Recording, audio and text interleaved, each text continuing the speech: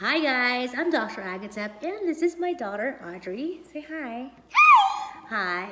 So I would actually like to record my daughter here, who is, how old are you, Audrey? 3. You are 3. She is 3 and she is a severe grinder. She grinds her teeth at night. She grinds her teeth at night severely. Yeah.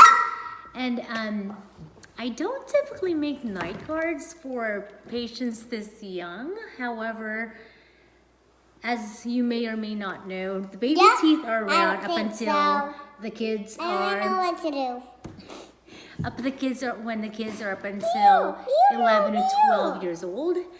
I'm a very concerned mother because just like any mothers out there whose kids do grind their teeth, I want to make sure that these teeth, even though they're baby teeth, actually last her for a very long time. So I went ahead and took both scans, digital scans and impressions of her teeth, and surprisingly enough, she was really good. Surprisingly, she's very excited to be able to finally hold her case of night guard. This will be the first time with her seeing it and actually trying it on.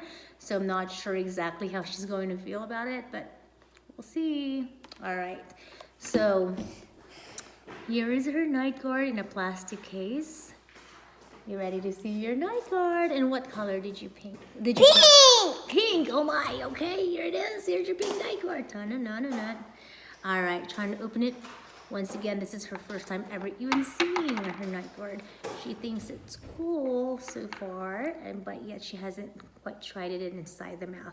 So it looks like this, and this is very cute, so tiny. Little night guard, it's pink, and it will go over her upper teeth. And here it is, trying it in.